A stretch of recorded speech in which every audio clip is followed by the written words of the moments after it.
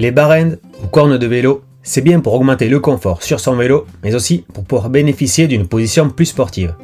Donc c'est utile pour les sportifs en VTT notamment, les cyclotouristes et les adeptes de longues randonnées à vélo. Les barènes sont faciles à monter vous-même, vous allez voir.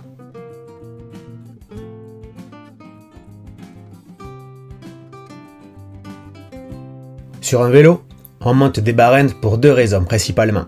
Donc un pour le confort et deux pour avoir une position plus sportive. Les barènes peuvent vous apporter une position plus confortable sur votre vélo, notamment parce que vous multipliez les positions des mains sur le cintre et les appuis. Donc vous limitez les douleurs au niveau des mains et des poignets après une longue balade ou une sortie à vélo. Le fait de changer de position évite tout simplement de vous fatiguer prématurément. Les barènes vous offrent aussi une position plus penchée sur votre vélo, donc plus sport. C'est bien quand vous devez forcer un peu, quand vous attaquez une côte en danseuse par exemple, surtout pour le VTT. Cette position sera aussi plus adaptée pour faire le balancier quand vous êtes à danseuse. Il existe deux modèles de fixation de barènes, le modèle se fixant sur l'extérieur du cintre et le modèle venant se fixer à l'intérieur du cintre.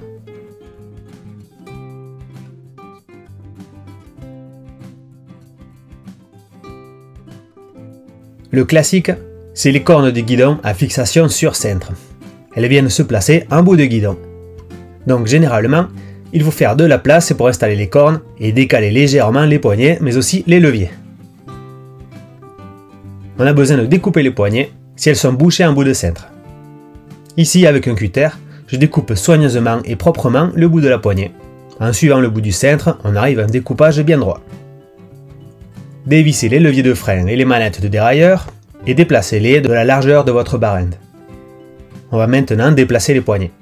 Donc soit avec une soufflette et un gonfleur, ou bien en glissant de l'eau dessous pour la faire tourner, ou encore en mettant de l'eau à l'aide d'une seringue. On vous explique ces astuces dans un tuto sur YouTube. Puis montez le barène sur le vélo et serrez légèrement. On procédera au réglage juste après. Placez enfin l'embout de guidon.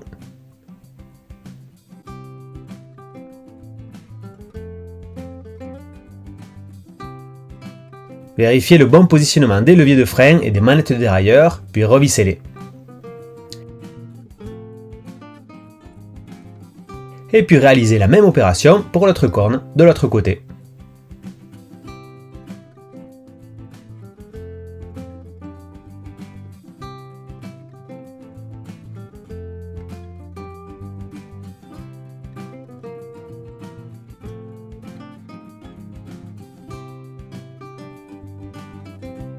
Ce modèle de barène se fixe à l'intérieur du cintre.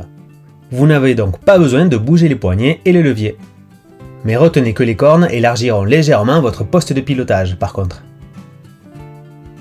Découpez le bout de la poignée, c'est-à-dire la partie bouchée, comme expliqué tout à l'heure. Puis insérez les barènes dans le cintre. Le montage est hyper simple. Serrez enfin la vis de serrage légèrement pour le moment avant de procéder au réglage. Et puis réalisez la même opération pour l'autre corne de l'autre côté.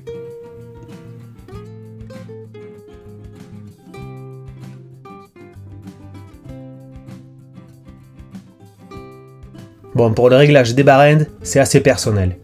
Mais bon, un bon réglage est déterminant pour une bonne utilisation des barènes et pour votre confort. Retenez qu'il est conseillé d'orienter ces barènes aux alentours de 15 degrés pour les sportifs et de 20-30 degrés jusqu'à 45 degrés pour une position plus décontractée en cyclotourisme ou en balade. Bon, attention, évitez une position trop droite des cornes, ça risquerait de tordre vos poignets en fait.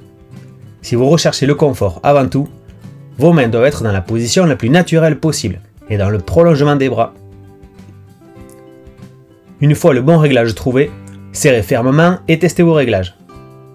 Vous serez toujours à temps de réincliner les cornes si la position ne vous convient pas tout à fait.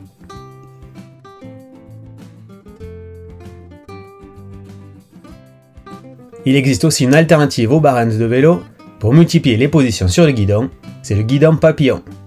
Votre montage est plus rigide et plus léger, et vous avez aussi plus de positions sur le vélo.